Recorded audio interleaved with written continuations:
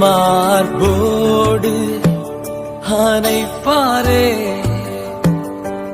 மனக்கவலை தீர்ப்பாரே. ஒரு தாய் தேற்றுவது போல் என் நேசர் தேற்றுவார். கிறிஸ்துவுக்குள் பிரியமானவர்களே, ஆண்டவராகிய இயேசு கிறிஸ்துவின் நாமத்தினாலே உங்களை அன்போடு வாழ்த்துகிறேன். இந்த நாள் உங்களுக்கு மிகுந்த ஆசீர்வாதமான நாளாக அமைவதாக. பிரியமான தேவனுடைய பிள்ளைகளே, இன்றைக்கு இயேசுவே எனக்கு ஜீவன், அவர்தான் எனக்கு எல்லாமே, இயேசுவுக்காக நான் உயிரையும் கொடுப்பேன் என்று சொல்லி எப்போதுமே கையில வேதாகமத்தை சுமந்து கொண்டிருக்கின்ற மக்கள் அநேகம் இருக்கிறார்கள். இவர்களை பார்த்து இயேசுவை பற்றி தெரியாதவர்கள் சில கேள்விகள் கேட்பதுண்டு. ஏன் நீங்க இப்படி இருக்கிறீர்கள்? எப்போதுமே இயேசு இயேசு என்று அலைகிறீர்களே, எப்போதுமே வேதாகமத்தை படித்துக் கொண்டிருக்கிறீர்கள், எப்போதுமே ஜெபித்துக் கொண்டிருக்கிறீர்கள், அப்படி என்னத்தான் இருக்கு இயேசுவிடம்? இப்படியாக கேள்விகள் கேட்கிற மக்களும் இருக்கிறார்கள். பிரியமான தேவனுடைய பிள்ளைகளே, நாம் வாசிக்கலாம் சங்கீதங்களின் புஸ்தகம் 9வது அதிகாரம் 10வது வசனம். கர்த்தாவே, உம்மை தேடுகிறவர்களை நீர் கைவிடுவதில்லை, ஆதலால் உமது நாமத்தை அறிந்தவர்கள் உம்மை நம்பி இருப்பார்கள் என்று நாம் வேதத்திலே வாசிக்கிறோம். அன்பானவர்களே, ஒரு மனிதன் இயேசுதான் எனக்கு ஜீவன், இயேசுதான் எனக்கு எல்லாமே, இயேசுவுக்காக என் உயிரையும் கொடுப்பேன் என்று ஆணித்தரமாக சொல்லி அவ்வளவு தூரம் இயேசு மேல் அன்பாய் இருக்கிறார் என்றால் அதற்கும் ஒரு காரணம் இருக்கிறது. அவரை தேடினவர்களை அவர் கைவிட்டதே கிடையாது. அவர்களை ஒவ்வொரு நாளும் செல்வ செழிப்பாக நீர்ப்பாய்ச்சல் உள்ள இடத்தை போல, வற்றாத நீரொற்றை போல கடைசி மூச்சு வரைக்கும் நம்மை பாதுகாக்கிற தேவனாக இருக்கிறார். ஆபிரகாமை பார்க்கிற பொழுது அவர் தேவனை நம்பினார். அவருடைய வாழ்க்கையிலே பிள்ளை செல்வத்தை கொடுத்தார். குஷ்டரோகிகள் கடந்து வந்தாங்க, அற்புத சுகம் கொடுத்தார். சப்பானியா இருந்த மனுஷனை எழும்பி நடக்க வைத்தார். அப்படியாக இயேசுவை யார் யாரெல்லாம் நம்பி வந்தார்களோ அவர்களை கைவிடவே இல்லை, மாறாக அவர்களை அரவணைத்தார், அற்புதம் செய்தார். வசனம் சொல்லுகிறது, சிங்க குட்டிகள் தாழ்ச்சியடைந்து பட்டினியாய் கிடக்கும், கர்த்தரை தேடுகிறவர்களுக்கோ ஒரு நன்மையும் குறைவுபடாது.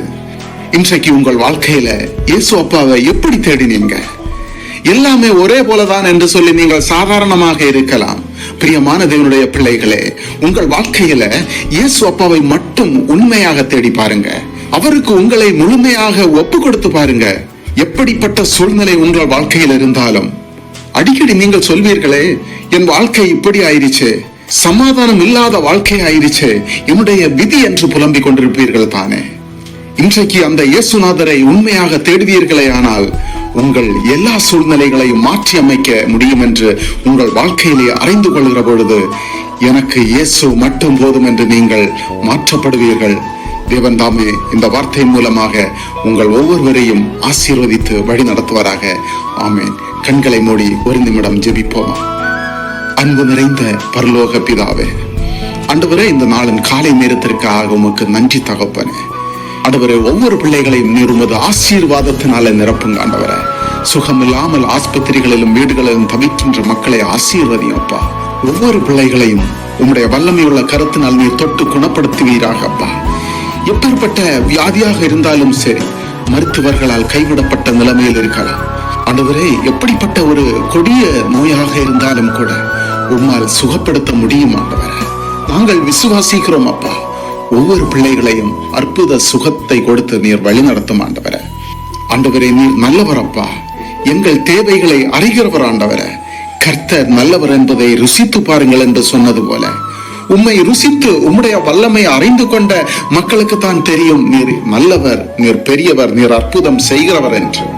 உம்மை போல இந்த உலகிலே வேறு தெய்வம் இல்லை என்று அறிந்தவர்களுக்கு தான் தெரியும் ஆண்டவரே. உம்மை பற்றி அறியாமலும் இத்தனை நாள் உம்முடைய வல்லமையை உணராமலும் இருக்கிற ஜனங்களை இந்த வசனத்தின் மூலமாக நீர் அவர்களோடு பேசியதற்கு நன்றி ஆண்டவரே. இன்று முதல் என் இயேசுநாதர் எனக்கு போதும் என்று உம்மை மாத்திரம் தேடுகிறவர்களாக, உம்மை மாத்திரம் ஆராதிக்கிற மக்களாக நீர் ஒவ்வொருவரையும் மாற்றும் ஆண்டவரே. உம்மிடத்தில் ஒப்பு கொடுத்து ஜெபிக்கிறேன் சுவாமி. இன்றைய நாளிலே பிறந்த நாட்களை, திருமண நாட்களை சந்திக்கின்ற பிள்ளைகளை ஆசீர்வதியும். புது வருடத்திற்குள்ளாக அவர்கள் பிரவேசிக்கின்ற பொழுது புதிய நன்மைகளையும் புதிய ஆசீர்வாதங்களையும் கண்டுகொள்ள வேண்டிய கிருபையை தாரும். அவர்கள் எதிர்பார்த்த காரியங்கள் நிறைவேறட்டும் ஆண்டவரே.